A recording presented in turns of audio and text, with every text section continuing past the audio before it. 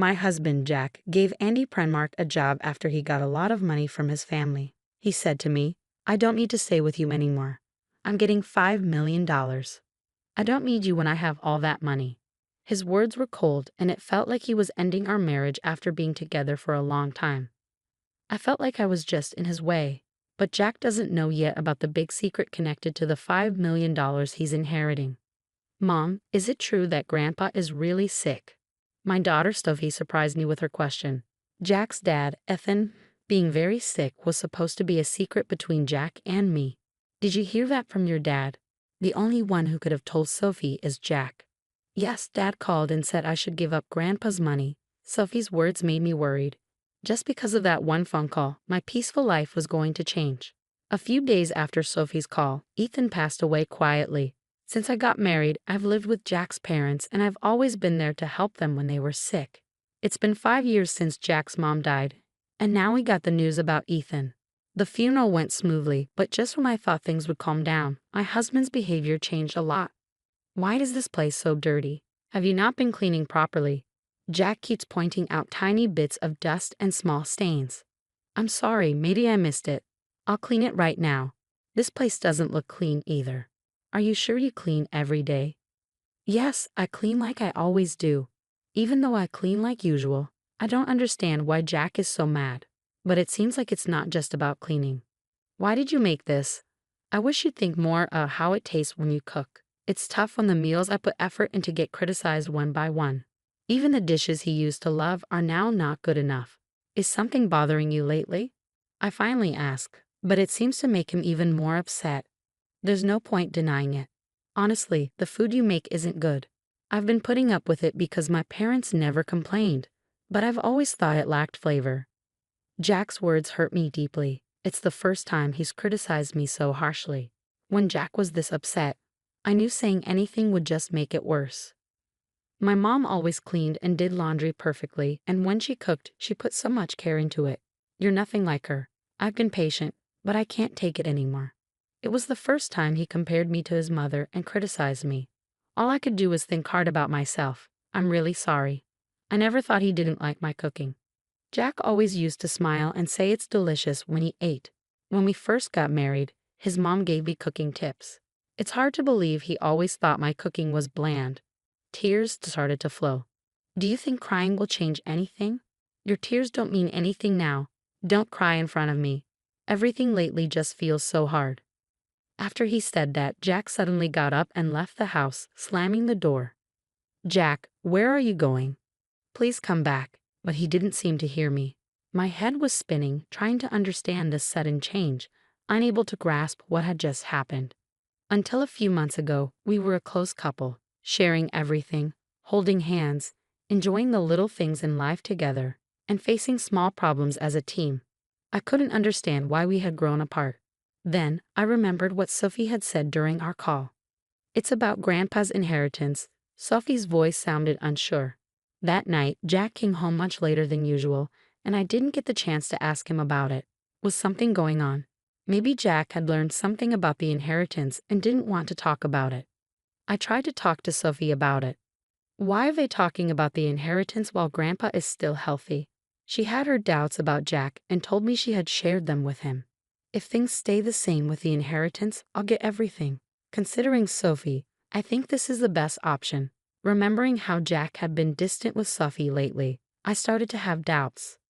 The thought of Jack taking all the inheritance and leaving me behind made my chest feel tight, and tears filled my eyes again. In my sadness, I noticed the sounds around me more vividly. Just as the room went quiet, the phone suddenly rang loudly. I didn't feel like answering it, but it could be important. Looking at the caller ID, I saw Jack's name, the same Jack who had left earlier. I felt drained. But I didn't want to face any consequences for ignoring the call, so I reluctantly picked up. What are you doing? Don't make me wait. I don't have much time, he said in a commanding tone that caught me off guard. He could be stubborn sometimes, but he wasn't the type to yell without a reason. Feeling surprised by his sudden change in behavior, I let out a small sigh, hoping he wouldn't notice. What's wrong? Is something the matter?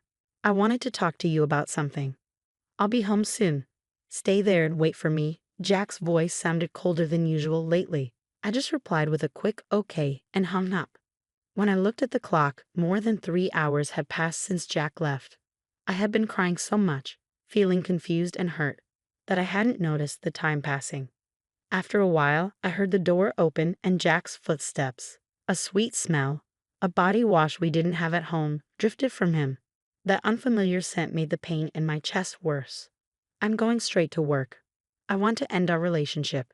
As a thank you, I'll give you $220,000. His words confirmed my worst fears. Even though I had feared it, facing this reality was still shocking. I felt like I couldn't cry anymore. I'm tired of you not taking care of things at home. I want to live peacefully as I get older. Linda had also hoped for a peaceful old age. But it seemed like Jack was the one ruining that dream. Why? My words trailed off as I tried to find something to say. Jack looked at me with a smug smile. Then suddenly, Jack's phone rang with a loud ringtone. It was a tone I didn't recognize, different from his usual one. To me, it felt like this strange sound hinted at communication from someone specific. I'm sorry, but I haven't finished my errands yet. Linda sensed a hint of softness in Jack's voice, different from his usual tone towards her. It felt somewhat gentler and more personal. Plus, with the sweet scent of body wash lingering in the room, the unfamiliar ringtone from earlier, and the change in Jack's demeanor, it all hinted at something he might be hiding. I knew it, Linda whispered quietly so Jack wouldn't hear. His affair was becoming too obvious. Considering the inheritance he might get soon, the alimony might not matter to him, even if his cheating comes out. After finishing his call, Jack looked at Linda with cold, emotionless eyes. My plans haven't changed. I need you to sign this document. I'll be in touch later. Make sure it's signed by then. I won't be coming back to this house. Remember, this house is now yours. Without saying another word or even looking at her, Jack headed towards the door. What did our 40-year marriage mean? A few days later, Linda found herself at a lawyer's office, gathering information about Jack's actions and Effen's inheritance. She explained everything to their daughter, Sophie. Sophie's expression changed. It was painful for Linda to admit their mistakes to their daughter, but Sophie, out of love for her mother, cried and then resolved to confront Jack. She even introduced Linda to a lawyer to help them through it. "Hello, I'm Robinson. I'll be handling your case." "I'll do my best to support you," said the woman named Robinson, sitting across from me. She seemed to be in her late 40s, radiating a calm presence. Her tidy hair and professional attire gave off a sense of professionalism. Her clear way of speaking made me feel reassured. "I'm Lily Johnson. I'm sorry for reaching out to you so suddenly. I'm a bit nervous since it's our first meeting in these circumstances," I said. "That's okay. Sophie has already given me some information. She briefed me on the situation, so I can discuss it with you calmly," replied Mrs. Robinson. After researching and gathering information both by myself and with Mrs. Robinson's help, we confirmed some facts. My husband doesn't have any siblings, so if Sophie gives up the inheritance, the big fortune, around $5 million, will all go to him.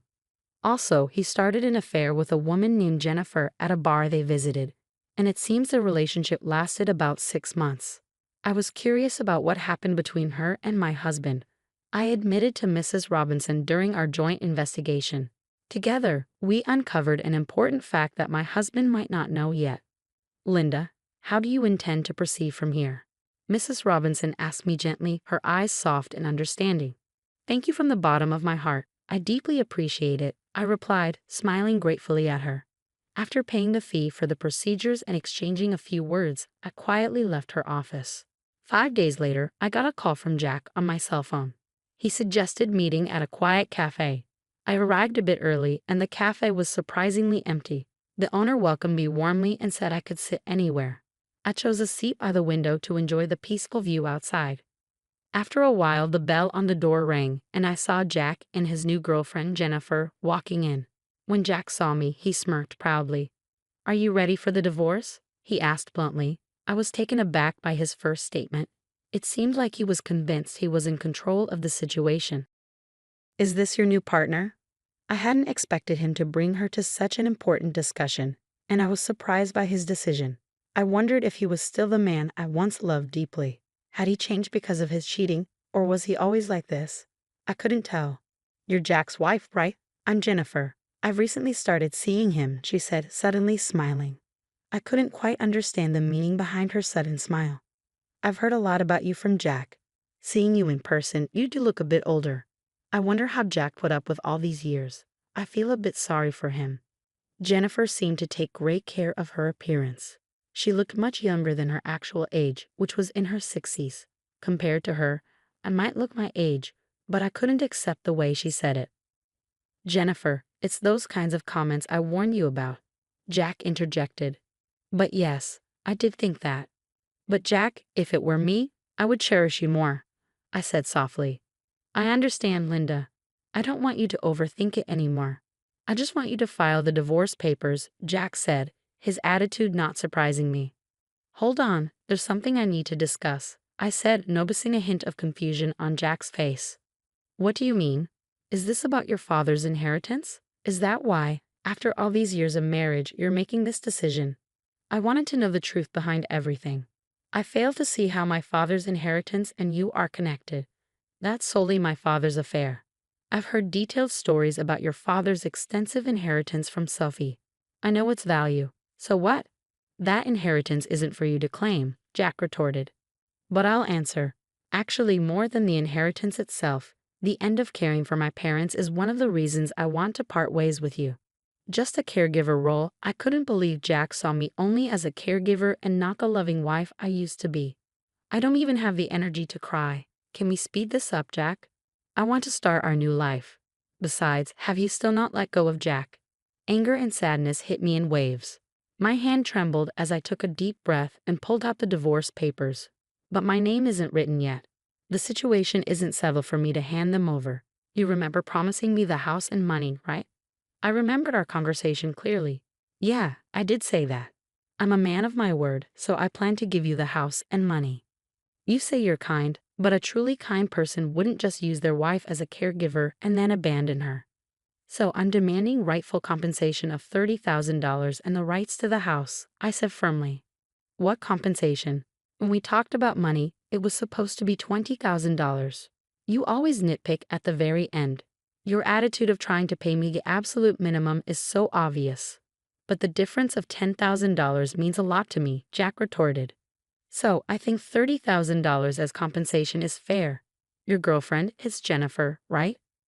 I thought of claiming from her too, but instead, I want to settle for $330,000. And I intend to sign the divorce papers right here in front of you. Jennifer unexpectedly commented, first suggesting that $30,000 would be okay. Jack, pay it if you're satisfied with it, she added. With Jennifer's statement, Jack finally agreed to the alimony of $30,000. Now we need Jack's signature on the land title change document Mrs. Robinson prepared and the notarized alimony agreement, I said calmly, surprising Jack with my preparedness. We lined up our seals at the designated spot, and Jack smiled as if he anticipated something. So Linda, will you sign the divorce papers right now? He asked. Understood. Here's the divorce paper, I replied, carefully writing my name and firmly stamping it. Jack couldn't hold back his laughter and laughed out loud again. With this, you and I no longer have any relationship. Also, I have something to tell you. Actually, I'm set to inherit $5 million, so I didn't need someone like you. Thanks for the divorce. What a foolish ex-wife you had, letting go so easily for just $30,000. Jack sneered as I left, followed by the loud laughter of Jack and Jennifer echoing. I hurriedly left and headed to City Hall.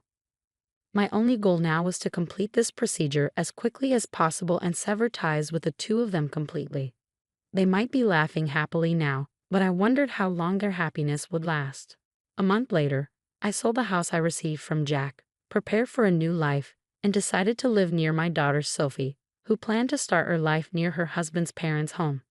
Despite my concerns about Jack's mother living nearby, Sophie's husband warmly welcomed me and was always considerate, which reassured me greatly. My daughter Sophie initially seemed angry at Jack's actions, but when I shared a certain fact with her, her expression completely changed and she smiled brightly. I had a hunch that Jack would soon realize my plan. As evidence, I deliberately didn't change my mobile number. The day my intuition became reality came sooner than expected. From the afternoon, my phone rang repeatedly, and sure enough, it was Jack. He called many times, but at first, I purposely didn't answer. After receiving repeated calls, I finally picked up. Hello, why are you doing this? I couldn't hide my surprise. What's the matter? You called out of the blue. Jack raised his voice. What's the problem? Where are you right now? I thought you might have visited our old house. But in reality, that house had already been sold. Since we've decided to divorce, there's no me for you to be involved with anymore. Where did Sophie go? I can't find her. It seemed he went to Sophie's old house. Of course she wasn't there, and I handled all the information and procedures related to Sophie's husband's family home. So Jack had no way of knowing. He seems to have hit a dead end and contacted me.